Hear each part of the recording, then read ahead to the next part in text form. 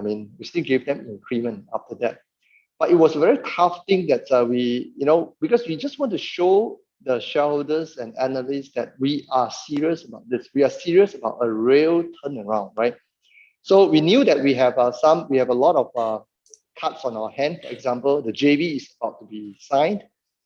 So we knew that we just need to prove to the market that we need to do cost cutting in order to achieve this. So when we achieve 0.1, 87,000 ringgit of profit, of course, everyone start to see that this is actually a potential. But at the same time, markets was saying that you make money because we make money because we had pay cut. What if we don't do pay cut, right?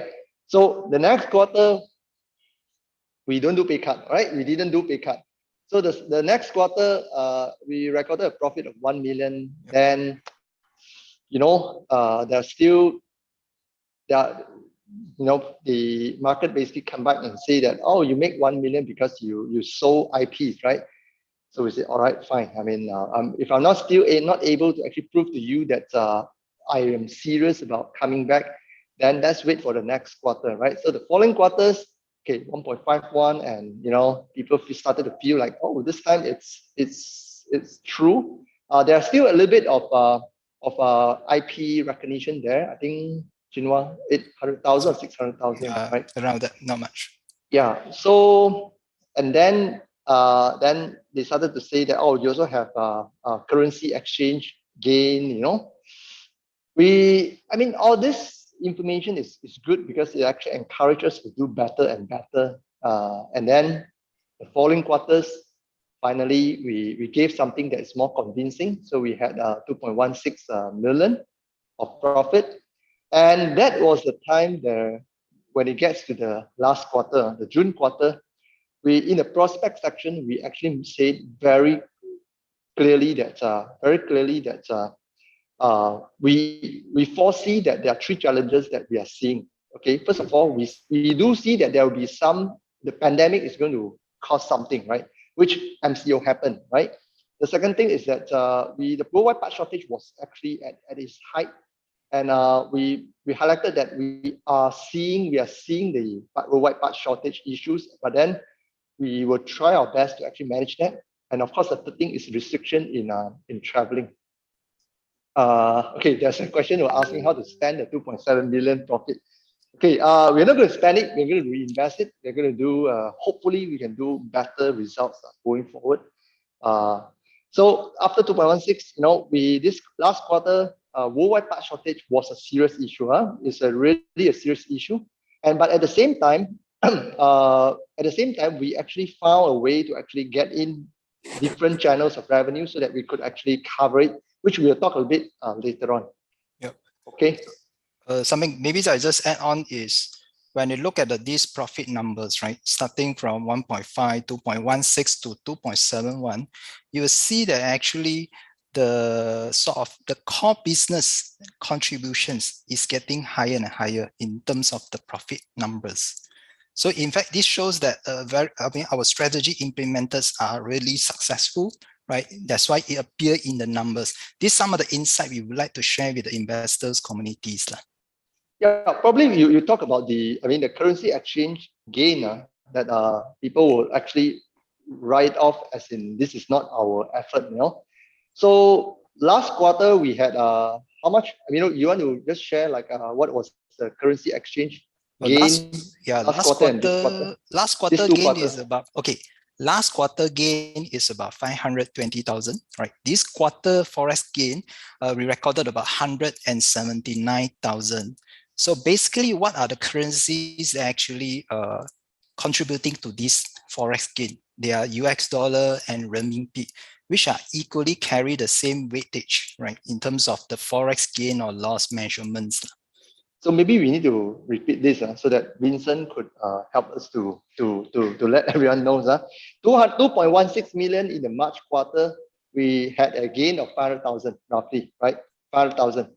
But then when we get higher profit of 2.71 million, we only had a currency gain of 170,000.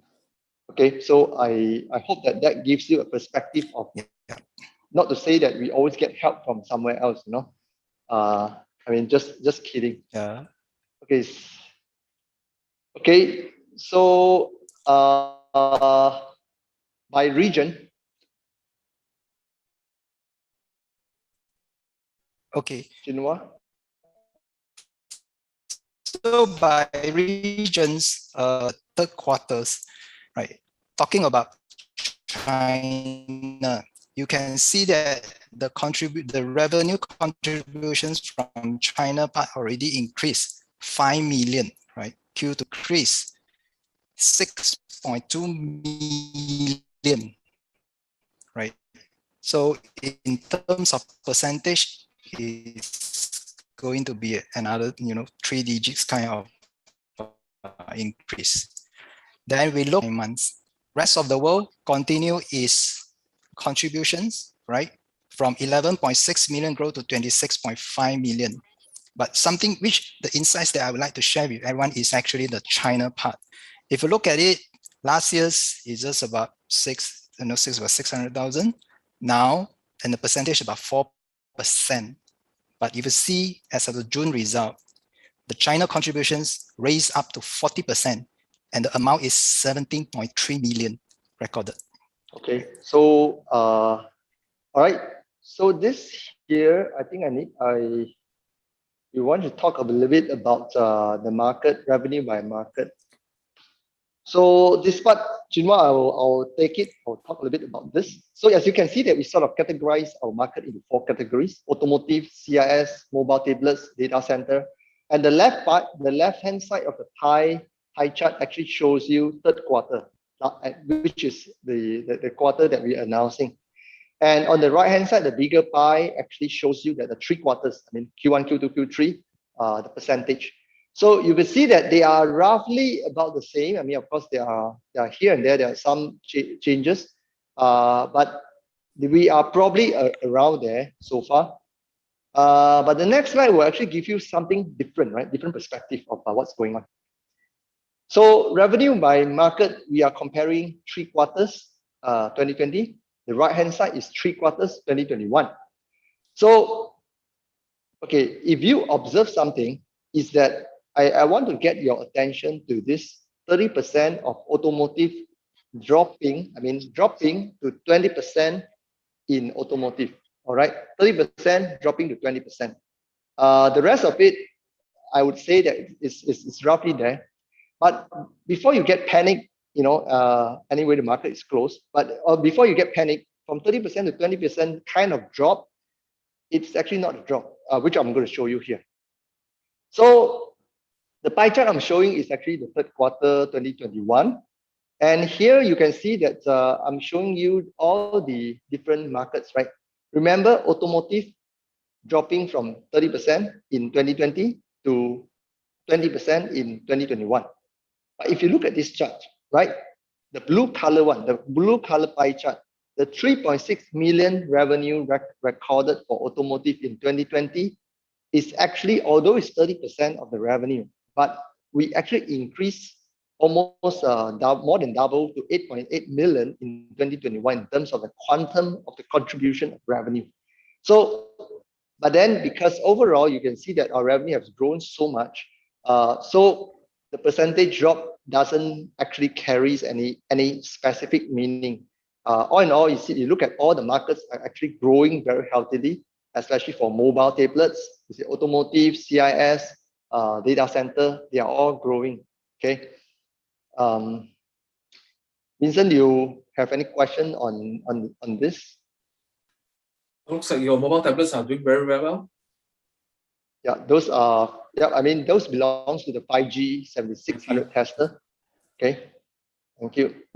Going forward, how would that thing looks like basically in terms of composition? Do you see which are the more significant growth among these 4 segments?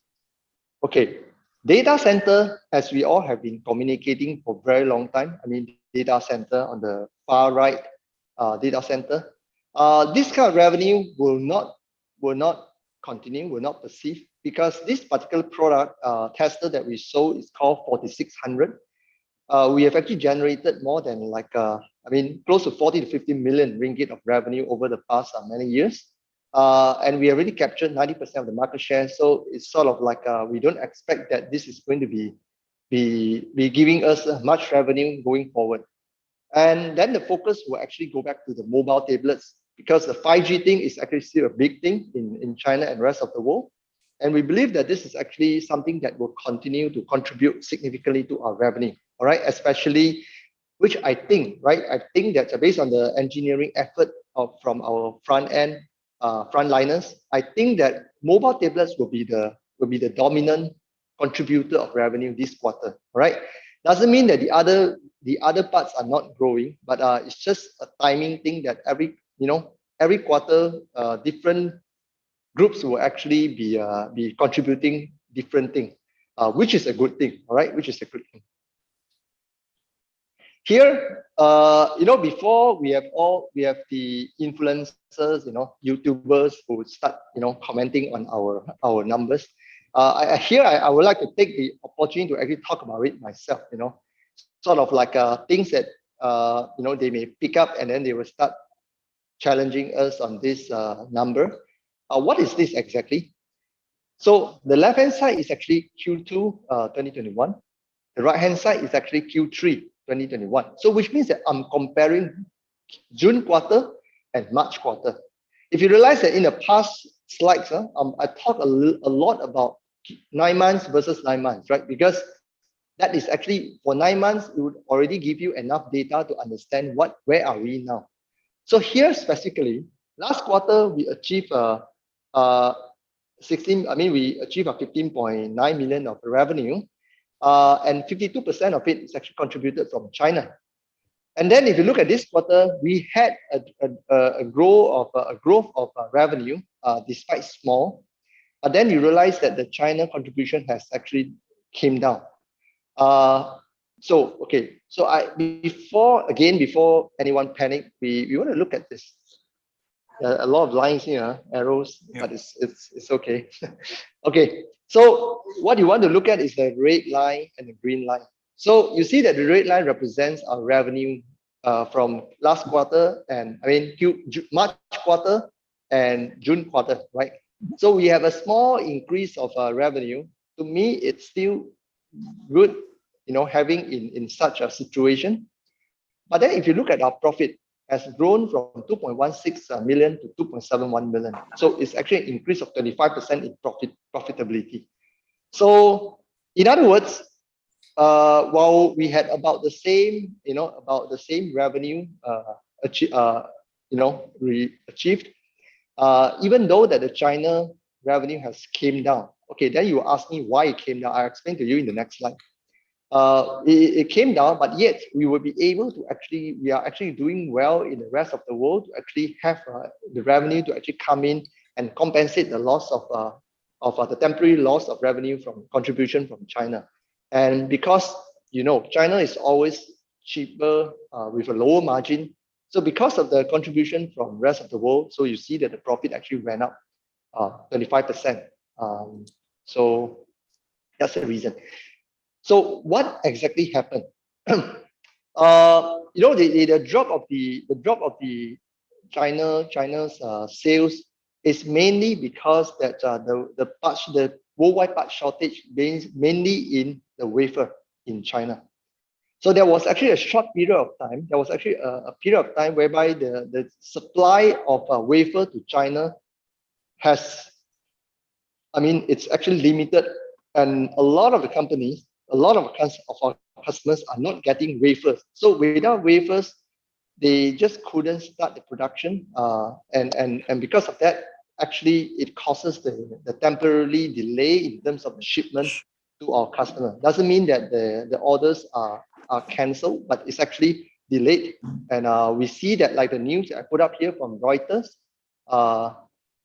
it says that the worldwide part shortage should actually slowly easing, getting better. The situation will get better going forward. So based on right now, as of today, we see that things are getting better in China, and we are already seeing orders coming in, and we believe that this drop of the revenue is only temporary. Vincent, is that convincing to you? Looking good, I think. Okay, thank you. Okay, so today I am going to a new topic that I seldom talk about. All right, it's not that we didn't want to talk about, but it's just that we were waiting for the right time to talk about it. If you all, those that followed us really like a year ago, we mentioned that we used to have one tester model called 5600. It's actually a very robust tester, but then we were not able to sell well. But then what happened was that after that, we customized the tester to be specific, to look into the CMOS image sensor market, or to be, I mean, the short form is CIS market. So what exactly is CMOS image sensors? So here are the things that I show you here. CMOS image sensors are used in phones, right? Used in your handphones, smartphones. CMOS image sensors are used in CCTVs, surveillance camera, and also in vehicles, right? Nowadays, there are many vehicles who have actually had a lot of cameras in it, sensors in it. Certain cars, as you may observe, is that they have this 360 view of the car when you do a reverse. So they actually consist of between 8 to 12 cameras, I mean, within the car, outside the car, to construct that particular image. And inside, there are many cars are using cameras to actually do accident avoidance or collision avoidance. So they use image processing to detect that when you are running out of your lane, when there's a car coming in a different direction and things like that. So they use camera to actually do all this sensing. But the question would be, how big is this market, right? Here, I give you, this is from Yo. They published this information in back in 2020, all right?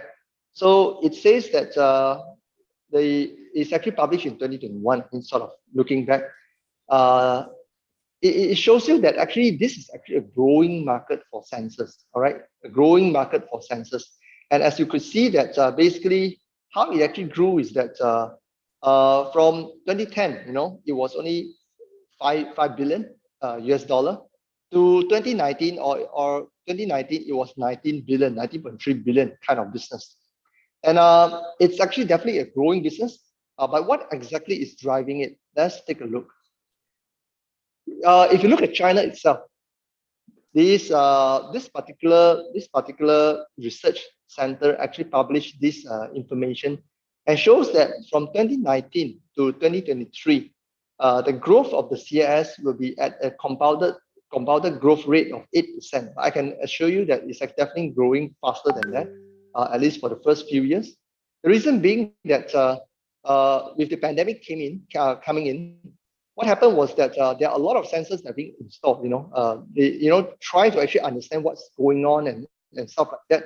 And many governments has already installed a lot of surveillance camera and also for anti-terrorism and basic surveillance, right? And drones. You see, drones now have installed many cameras for a lot of application. By the way, we just bought I don't know, a couple of drones, right? I mean, our government. So definitely it will help in the sales of the CMOS image sensor. So here, a very interesting thing about CMOS image sensor. So who are actually the largest supplier of sensors? The first one, Sony, 49.2%. Number two, Samsung, 20%. Number three, OVT, 11.3%. OVT is OmniVision, 11.3%. And then we have the 5%, 2.5%, and 2.3%, right?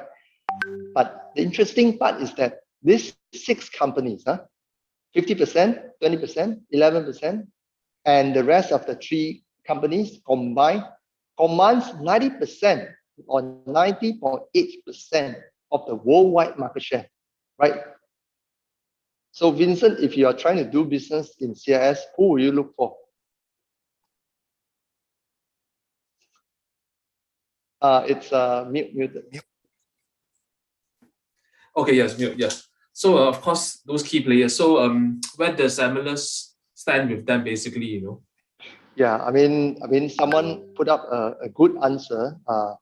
So of course you want to go with Sony, but then Sony is not like a company that you want to go and definitely they will go for you. Okay, thank you for highlighting.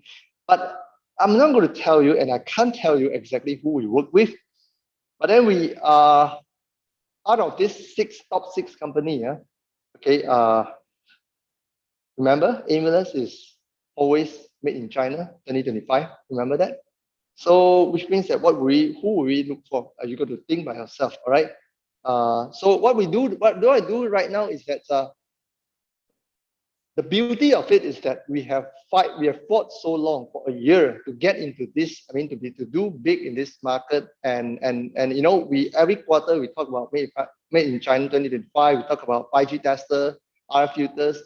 But then this quarter is special. This quarter is really special for those who are attending today. I mean, you must remember this moment because this is a moment, even for me, for Aemulus, it's a time that we really, we are really happy about what just happened. Suisan, are you there, Suisan?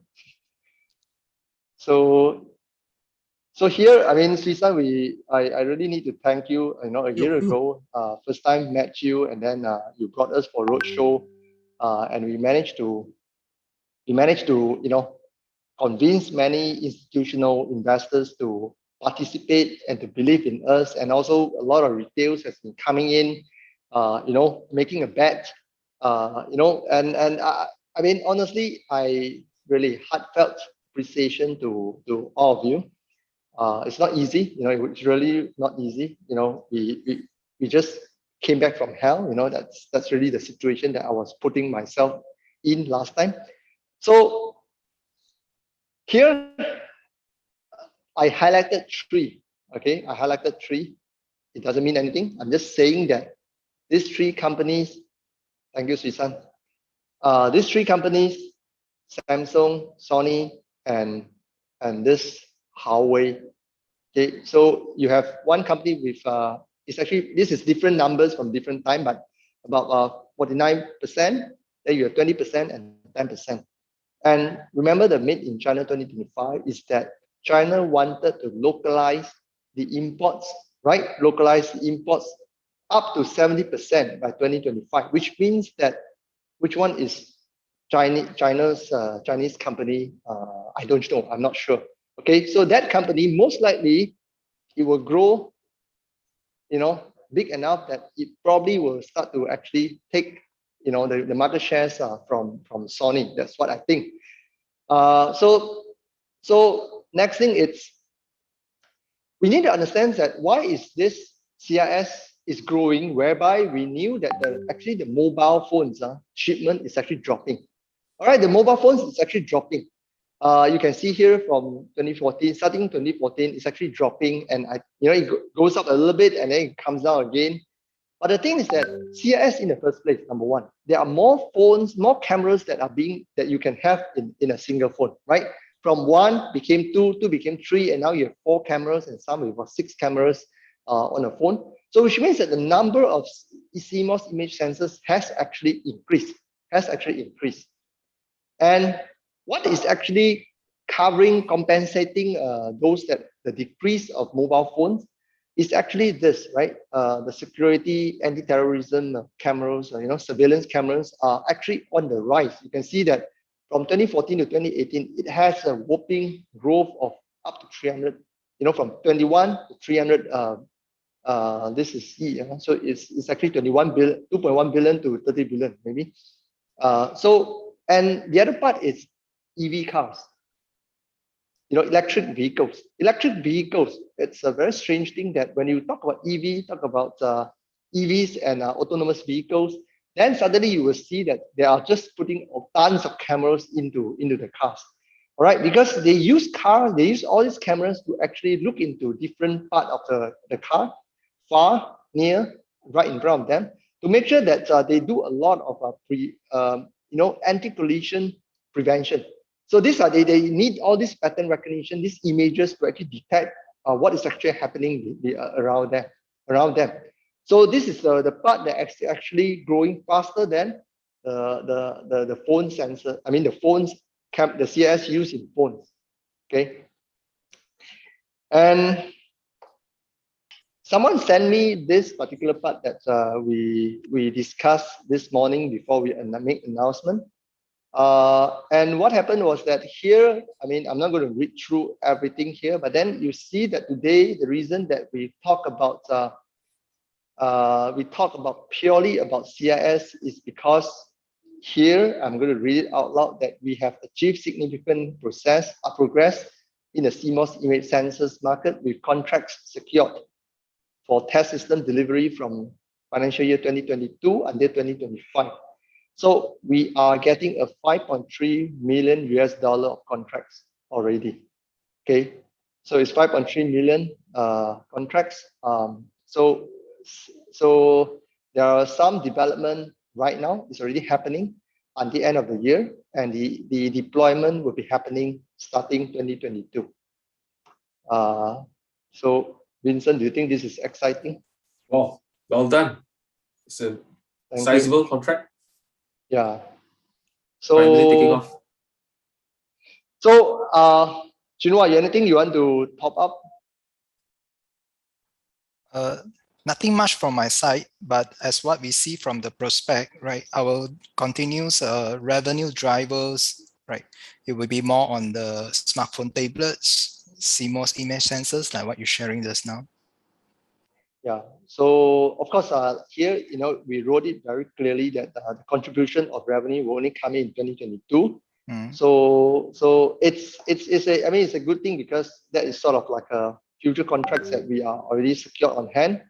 Right now, we can continue to fight for other contracts and also in the other market as well. And the key thing about this is that this is a contract to a customer whose end customer is one of the 6 companies there. And of course, we're not looking at small ones, all right? We're not looking at small ones, but that is one of the 6 companies in there, right? So you don't have to guess, it's in there. The answer is in there, okay? So today is a bit short. I mean, sort of like I want to take more questions. So Vincent, can I pass it back to you? Sure. I think it looks like CMOS CS is really picking up. I think we are starting to supply to one of the top 6. I mean, the major top 6 players. So good news. And also, I noticed that in a sense your order book has also grown significantly, more meaningful. I think maybe could you share a bit more on your order book? Okay. Our order book is definitely the highest ever. Okay. I mean, like you all have been saying that. I've been saying that. I mean, what do you call that? The Olympics, right? So we got to break record over record over record. And I really thank all of you for breaking the what do you call it, technical charts. And I'm not good in that, but then I received a lot of news saying that we got a support line and stuff like that. I mean, and in the middle of what is happening in China, Tencent, TT, and all this, and in the middle of the turmoil that we are seeing in politics here, pandemic, Australia, Great Britain, and stuff like that, and we still can maintain that kind of price. I mean, I just got to thank all of you, who are supporting this, and at least this number, what we have, the contracts that we got in won't fail you. And we had like what RHB actually estimated, in terms of the order books, 40 over million. And yes, I mean, it is true that we have 40 over millions of bookings. So I need to actually explain a bit about booking. So booking means that we receive purchase contract or POs, real contract, real POs, okay, from customers. And usually what we do right now, I mean, Aemulus, what we do right now is that we changed the way that we operated a year ago, whereby, we go to customers, we say that I want to maintain my margin, you take it or leave it, that kind of situation. Then we always sell 1, 2, 1, 2, 1, 2. So now we change our strategy because when we're in China, we realize that China always use plural. They don't use singular. So there's no such thing as buying one. So they ask. So we always discuss with them, as in we talk about what about 10 units, right? What about 20 units? What about 5 units? If you take 5, I'll give you a better price, right? So this is a way that to lock down the customers and also to actually grab the market. I mean, it's in Jom the market, so that the customers will not turn to the competitors or buy from someone else. So this contract are usually, it can be from a short period as short as 3 months, all the way to, like in this case, 22 to 2025. So if you count from now until then, it's about 3 to 3.5 years, right? So we have all these contracts that are coming in, that actually builds our so-called our funnels of sales. And these are all confirmed contracts, but we will not rest here. We will continue to actually look into more businesses. And as we all agreed, right? I mean, generally is that this is actually the fundamental years. The fundamental year for Aemulus, because we are below water, we are submerged. Then we get out from the water, we need to get to the Chinese called Sang'an. We got to get onto the shore first, right? So this is the fundamental years that for us to actually get up. So when we get up, we also shown to you that the profit number is increasing, quarters over quarters. We definitely hope that we can continue to do that. So once we, sort of like this year, we have get ourselves ready, then I believe that the next 2 years will be the year that we will be going, we are on track right now. The next thing, I believe that next year, what we need to do is really to accelerate. So that's what we think. So this is like a foundation year, so-called, the years of since listing, and now we've gone through some tough times and building the business, so-called. Finally, now we're starting to see the early fruits of labor. So although it's a record breaking, so I think the key thing is people will think, is it you're at the peak, or like you mentioned, is the foundation year, so-called, for bigger things to come? This is definitely I think that this is definitely a foundation years for us. Fundamental years. I mean, foundation, fundamental. All in all is that we try to actually get ourselves stabilized, in this, I mean, this year, so that, like as you can see, right, we have been trying to get the CIS contracts for a year. Right, so these are all the things that the engineering effort needs to actually put in before we could actually go into something better. Right, great. I think let's run through some of the questions that we have here. Okay, before that, maybe this is a bit off the thing. You mentioned that previously you all had a pay cut and management. So have the management salary and all those has been normalized? It has been normalized. And I'm not getting increment, okay? So it's normalized, and I'm not getting increment. So just to let you know that I think that until we deliver something, right? So that's more important. The key thing is, it's normalized, so which means the cost savings is not that. I mean, previously, like you mentioned that because of your management salary cut, that's why you have the profit. So now it's like it's been normalized, and you're still showing good set of results. Yes. Good to hear that. Yep.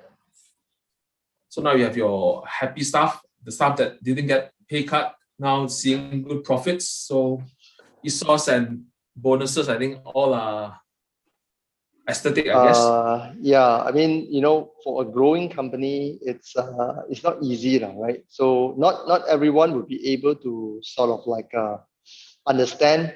I mean, for employees, there are matured ones, there are not matured ones, right? I mean, we cannot expect everyone to agree to actually tag along with us on such things. But at least we look at whoever is actually have been contributing, who believe in us, and those people should be rewarded, accordingly. That's what we thought. That's what we think. So here actually, there's a question about Crystal Clear Foundation. So some of the things that you all may notice is that I personally transfer really, the bulk of my shares, to Crystal Clear Foundation. So I use the word transfer. I didn't use the word sell, right? Not selling. I'm actually transferring the Crystal Clear Foundation because it's actually a foundation that I set up for family legacy. And I actually wrote to Bursa to get approval for the transfer, and they have approved it. So all in all, I'm still, I have so-called deep interest in this foundation. So not to worry anything. So that's Okay. like your, I think that's probably a foundation. It's like your family office, so-called. Yeah, exactly. But that your wealth has grown. That's why you have that. Okay, I think there's one question. I think it's a comment here. Maybe I think you may want to answer that. And also, I think I may want to answer that to clarify a bit. They mentioned that your automotive segment has slowed down. Not really, right? As you can show that basically it's just that your tablet has grown faster. I mean, it is still, all segments are still growing in terms of percentage wise. Yeah.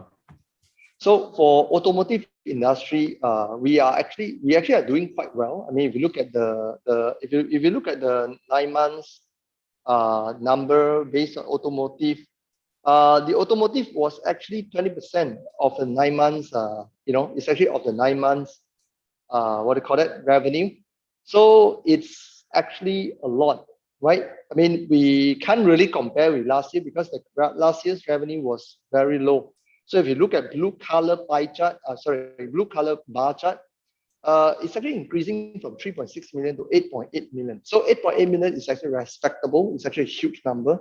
The only thing is that for all the markets, the timing is different. Sometimes that they needed this batch of testers during this period of time, so it will ramp, and it will slow down for 1 or 2 quarters, and it will come back again.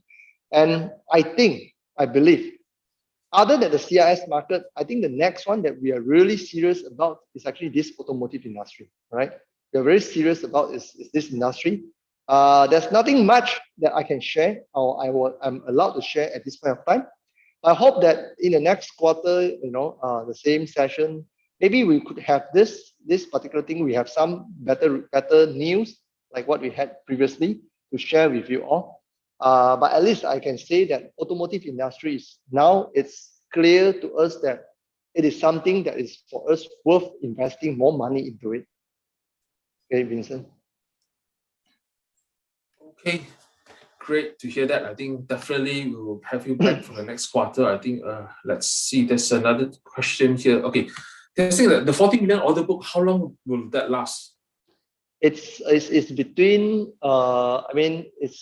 it's between 3 months to, like the one I mentioned to you, 3.5 years. Yeah, but typically it's about 12 to 18 months typically.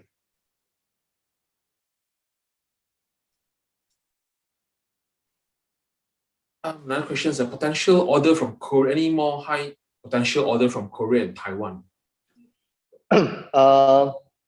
Okay, to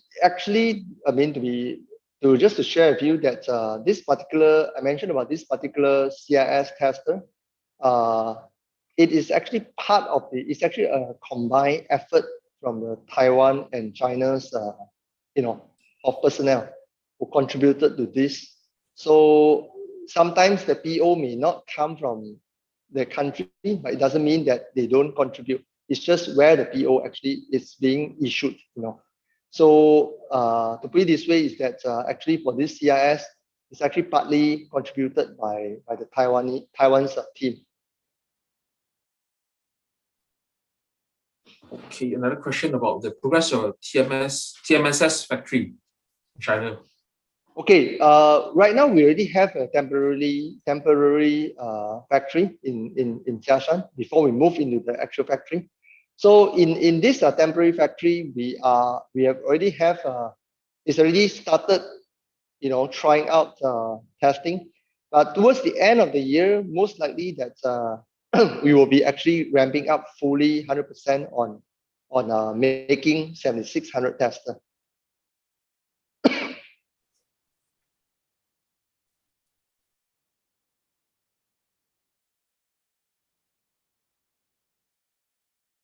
So let me just take some of the questions. With 70 million sales contributed from China, would your sales margin come down?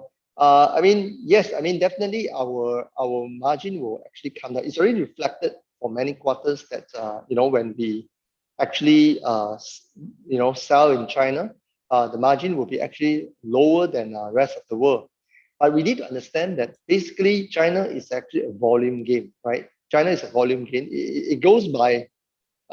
So what we are looking at is that every one Teslas that we sell in rest of the world is equivalent to, by the quantum, is equivalent to between 1.5 to 2 Teslas that we sell in China. Okay, so China is definitely the market is definitely there, and the volume is definitely there. So we still think that we definitely think that this is the part that will bring us.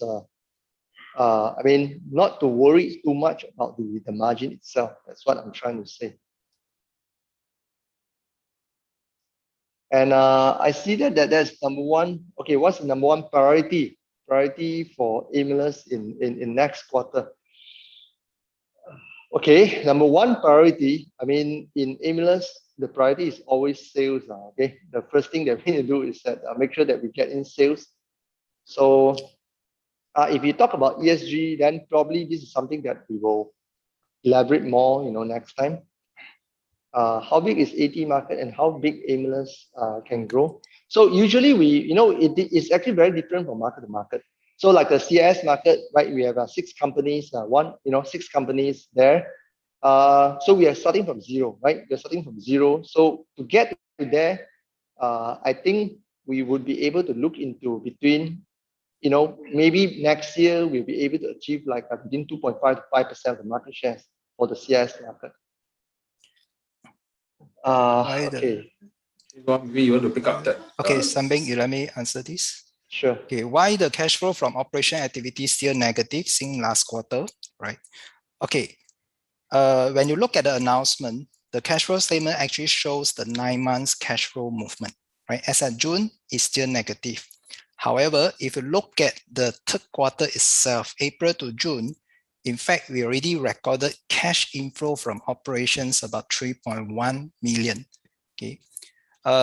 Another question is receivable increase is because of most of our shipments are delivered to the customer in June. And that's why it's still recorded as a receivable because still within the payment terms. Right. So I think that's the questions more on the borrowings increase. I mean, to share with the shareholders and the investors, our borrowing consists of 2 items. One is actually the term loan for the constructions of our existing corporate office. And another one is actually the trade facilities, which we use and we leverage on to fund our sales activities. So as you can see that actually our sales has grown very fast, right? So, and coupled with actually the lower cost of capital of the market now. So it's always good that actually we leverage on the banking funds to fund the purchase of the materials, right? And to support the sales activities. Okay, thanks for that clarification. I guess I think to reassure people or investors for that. Good. Yep. I think we have any projection for the factory in the next 1 to 2 years, the capacity for TMS once the corporate factory has been completed? I think that's one question. Yep. So another one that it talks about, are we planning to branch into new segment of product and services in the future? I think the answer is the most likely not. I mean, of course, we don't rule out because if you look at the CIA itself, there's actually a big room for us to play.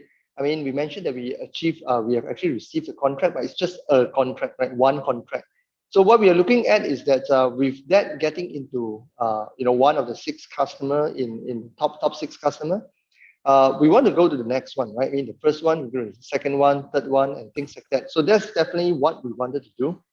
At the same time, for automotive, like I mentioned before, we see that a lot of opportunity in the automotive industry. So it can't be more specific at this point of time, but we wish that maybe in the next event, we will actually start to actually talk a bit more on the automotive. And of course, we wish that when we get something big or sizable, then we will actually talk a bit more about that.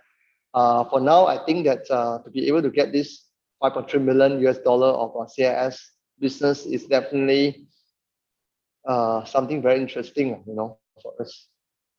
Okay. And okay, there's a question. There's a question about tester versus test handler. So the answer is that it's no. We can use. I mean, the Amoeba tester can fit into any types of test handlers. I mean the general communication protocols. We will all support. And then ask the question of why Aemulus don't manufacture our own handlers, because we don't have the expertise in mechanical and handlers, and we don't think that there is already a very crowded market, right? I mean, how many are there in terms of test handler? Listed and non-listed ones, there are just many of them. So we don't think that we wanted really to get into this business. So this question is very smart, right? This guy asked that, what's your customer competitive edge versus Sony? So it's trying to see whether my customer is Sony or not Sony. But I think that we look at, like I said, while we are looking into a business that actually will grow, right? So it doesn't mean that we always want to go to the top first, but definitely being able to get into 1 out of the 6 is definitely something. It's a good start. Okay. The foundation year. So am I correct to assume that 2021 is a foundation year with Quantum Leap in the next 2 to 3 years? I mean, this is yeah, Suisan, huh? So I think that how we look at it, I mean, there are a lot of assumptions, a lot of forecasts that we need to do, right? I mean, this is a year when we say foundation year is that we actually started to actually try out our tester, right? Sorry, excuse me. We have 5,600 tester that we try to customize it for CIS, and then we were actually trying, with customers. And this is where we actually call it as foundation, because we need to make sure that customers' acceptance is there. So to go into Quantum Leap is when we get acceptance from 1 customer, 2 customers, 3 customers, and then when the volume grows, then we grew together with them. That is where the Quantum Leap will happen. And if you ask me, is it going to happen? I mean, that I can't answer these kind of questions, but we can only say that if we do it right, and then the customers are happy with our products, and we have the advantages over the competitors, there's just no reason why they don't use us and continue to to adopt our solution. Okay. Okay. Thanks to GC2. How long you aim to reach the destination? What are the outlook in 5 years? Single digit growth, double digit growth? I mean, Vincent, maybe you are the best person to answer this question, right? I mean, what are the outlook in the next 5 years? Single digit or double digit growth? Why not you look at what we have done and you comment? I think it's likely to be most likely to be double digit, I guess. I think with the CIS segment that you are starting to tap into it, you have 6 main customers, you have just started with 1. I think it's likely to have and then you mentioned about next quarter when you come back for a briefing and update, you talk more about automotive. So from what I gather, I think it's likely to be double digit for the next 5 years. Okay, so ladies and gentlemen, the answer was from Vincent Lau. Okay. And also, I think based on the report from CIMB and also RHB's non-rated, I think it is also projecting that as well, to be fair as well. I think double digit could be 99% or it could be 10% growth as well. Okay. You're more careful than me. Okay. So there's a question that asks about main competitors in Malaysia. I think so far we don't really cross. I mean, we did actually cross with certain players in the market, but then generally I would say that almost 90% or 95% of our businesses actually don't really cross with anyone in Malaysia. So in other words, we still don't see competitors. I mean, from Malaysia, as in Malaysia. I mean, originated from Malaysia yet, but it definitely will come one day, maybe. The only thing is that we need to understand that this tester thing, it's not something that is easy to do, and it's not something that everyone wants to participate, because the sales cycle is just too long. Too much things that has to be more careful than if you compare with test handlers, right? Test handler has its own challenges, but the problem with testers is that because we produce data, right? When you test particular devices, it produces data. So those data becomes like a evidence that if we didn't do it well, it becomes a problem, right? So with that said, not many would want to actually get into tester business because the entry barrier is just way too high.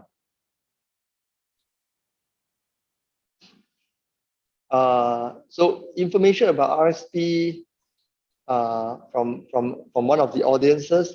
Yeah, if you want to know more about RSP, join us and we can share with you, and how it works.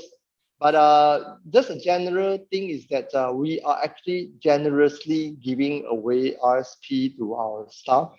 And the way that we do is that we spread it over a period of time. The good thing is that we let them see that when they come in and hopefully the share price goes up, they actually enjoy it later stage. At the same time is that the spread over a couple of years also allowed them to actually continue to have interest and have motivation in the company. So that's what we do. Here, thank you, Susan. So okay, trade receivables has surged 2x from last year end. I mean, there's really nothing to clarify, but then if you look at the sales, right? If you look at the sales as in 9 months, right? I mean, because the question was about trade receivables has surged 2 times from last year end. If you look at our revenue, we grew from a total of 3 months, 3 quarters of 12.1 million to 43.7 million, right? From 12 to 43. So it has increased significantly. So, and payment term, there's actually a payment term, there's a cycle. So naturally, we will have basically higher receivables. Chinua, am I right? Correct. Yeah. I mean, last year, the total revenue is about 19 million. If you look at the revenue to date, is already 43.8 million. So it's naturally explain the increase of the trade receivables. Yep. And okay, there's this question about recent lockdown in Malaysia affecting our bottom line. I wouldn't say it affects our bottom line, but then it actually affects. It's actually part of the pandemic effect that we mentioned in the last quarter in the prospect, and we continue to stress that in this quarter because of pandemic, I think everything gets slowed down, right? Visiting customers, of course, we are not allowed to cross state. We can't visit customers. At the same time, vendors coming in, they need to make sure that they do swab tests before they could come in. Delivery will have to have a lot of procedures. So these are all the added time that we're going to put in for safety purposes, for precaution purposes. And the 60% and 80% thing, right? I mean, the staff are allowed, previously was allowing 60%, now allowing 80%, which is much better. It did give us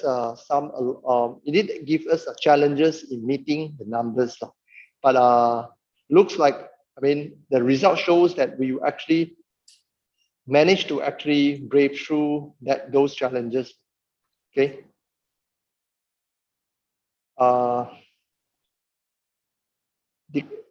So I think the cash part, I think Chinua has already mentioned. Yeah, I mean, overall, you see that it's negative, but then if you look at last quarter alone, it's actually a positive of 3 million, right? Yep. 3.1. Yeah, 3.1 million. So it's true that you mentioned that it's negative if you look at the entire year, 9 months. But if you look at last quarter, it has actually turned around and became positive.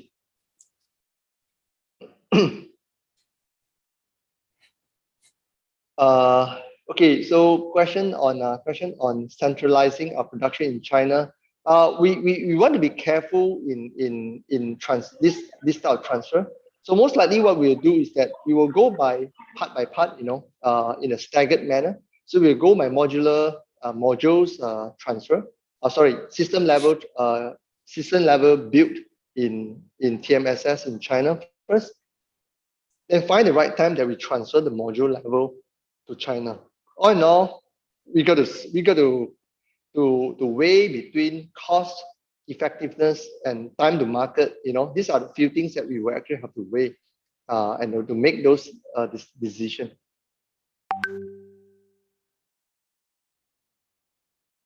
Okay. There are a couple of questions here. So again, asking us whether we could, be able to achieve the 22 million forecasted by RHB. You see, I mean, this is if I say that yes, we could achieve, then does it mean that we are buying to this and on all the the ruling from SC? So I would put it in a different way, as in you have seen what we have done, right? We don't surrender, right? I mean, a year ago we were at losses of 2 million. The entire year we had losses. But then even then we show you that we wanted to really turn around, even with all means, right? To turn around, and not just turn around by doing pay cut. We had already normalized to our salary in the following quarters. And you see that we are continuing to grow, despite we still have a negative feedback that came in that says that, I explained to you just now that, because of IP sales, because of this, because of that. Yes. But then slowly you see that things are already moving. And if you look at this part, while nothing we can promise, while nothing we can promise, but then 1, 2, 3, 4, 5 quarters of profit, profitable quarters. So they are growing, they are actually growing. So you got to make the judgment yourself. That's the best answer that I can give you. And then the next question is actually on what's our vision in the next 5 years? Do we see any M&A? I mean, we are open. Sometimes while we could grow, we hope that we can grow, significantly. At the same time, we also look at M&A, but M&A is something that is very tricky, right? I mean, to do an M&A, to make an M&A happen, it's easy, but to digest it or to integrate it is something really not easy, So unlikely that we will do that. Then any more long-term contract in the making? Example, CMOS contract. I mean, a lot of discussion are ongoing, right? I mean, this is a typical business. I'm not giving you like hints or anything, but then right now, the sales guys are being asked to go out and look for bulk purchase, right? Look for bulk purchase. Why do we want to do bulk purchase? Number one, of course, it hurt our margin a little bit. But then when we get bulk purchase, which means that we cut off competitors, right? And then we secure a contract with these customers for a period of time. And the other thing that is good is because with the worldwide part shortage, it is very good to have a contract, right? A contract with a multiple system, because we lock down the price, we know the price, so now we can turn to our vendors and start negotiating with bulk purchase. And we also want to lock down the price, and we want to make sure that the continuance of supply from our vendors, because we place a PO, right, to our vendors. So definitely this is a direction that we'll continue to have a more long-term contract. Someone says that your share price are at highest now. Okay, maybe this is from Esther, but Esther, I need to correct your sentence, as it was highest, right? A couple of days ago, but it's not the highest yet. Okay, so it's not the highest yet. That's what I think. I mean, we don't know. So, and what's the value for buyer to go in? Oh, Vincent, again, this looks like more to your question, All right, I think you just hear mention something said, it's not the highest, You hear from me, it's not the highest. It's quite clear. And also, I think if you have the report from RHB, I think RHB mentioned about 148. And if you look at the trend and also the performance, like they're saying, whether, I think someone did ask about whether 22 million it's achievable. I wouldn't have the answer as well. I think everyone just have to probably stay tuned and look at the next quarter result and judge for itself. I think sometimes if you already know the answer, I mean, no one has that answer, to be honest. Even myself or even Changbing, I think it's quite hard to commit so long ahead so far. But I think you have your internal management guidance and also key performance targets to adhere to. And from the rate it is going, anything is possible. I think just look for the next quarter and stay tuned for the latest announcements. You should be able to gauge where are they heading to, basically. Yeah. Good answer. Very good. And so the other question they asked about okay, the patent. I mean, I'm very happy that Alvin asked this question about our patent. We have submitted five. We have submitted five patents. Submitted in the sense that we are talking to lawyers right now in China. Okay, about filing the patents. Five of them. Internally, we have approved. I think we have approved seven. But then at the end, we decided to only go with five. So right now it's five. And thanks for reminding. I'll go back and push them for the next 10 to 20. Okay. Okay. There's Juneng was asking about competition in China. I mean, everywhere is competition. Whenever there is actually a business, there is a competitor, right? Same thing goes to CIS. We became the competitors to the incumbent, right? I mean, the incumbent players, the already suppliers of the testers to those one of the six top players in CIS, and we are the one that's challenging them. So we are actually the new competitors to them. So will there be a new one? Yes, definitely it will be. But I have a lot of confidence in our technology that at least from the performance perspective, we'll be doing better than our competitors. Okay. What are the potential risks that will prevent the 40 million bookings to materialize, especially those that are supposed to materialize in 18 months? I mean, it's a good question, but then my answer, of course, if you really want to go to the worst case, right? I mean, it's like when you sit on the plane, it always says that in the unlikely event of a plane crash, unlikely event. So we hope. I mean, we cross our fingers that things will go through all right. But if you really ask that what is actually could go wrong, it could be, I mean, the customer go bust, right? Maybe the customer's product gets so badly that it somehow got rejected by their own customers all the way. I mean, these are very unlikely situation, but if you really ask me about the worst case, I mean, these are the potential reasons why it will not materialize. Can share with us the IP portfolio. What is the indicative value of the total IP portfolio? Okay, when we talk about IP, you need to understand that this IP. Okay, I'm not sure if you are referring to patent or the IP that we own. But if you're referring to the IP that we own, you can easily do how much the IP, the RF testers that we have, CIS testers that we have, how much revenue we can generate. That will give you an idea of the value of the IP. It's definitely, if you ask me, I mean, we did our calculation on our own, right? We believe that easily we are looking at about, last time I used to talk about 200 million ringgit worth of IPs, I mean, internally. But today, I probably would say that we are now easily getting into 250 to 300 million worth of IP. Because the new products that we have actually soft launch, if some of you have followed me in the past two meetings, I mean past two events, I mentioned to you about what we are designing, and it is actually coming up, right? It's actually coming up. Okay. And COVID-19 impact on coming fourth quarter. Yes, I mean, we mentioned it very clearly, right? We mentioned it very clearly if you read the prospect that we wrote. In fact, I was actually sort of like shocked that when someone did a screenshot and sent to me, that I realized that they read the prospect, right? I'm so happy that it reads. I mean, you read the prospect because basically I wrote it, I wrote it. I myself actually wrote it, or at least I put up the points and then somebody will actually make it into sentences and stuff like that.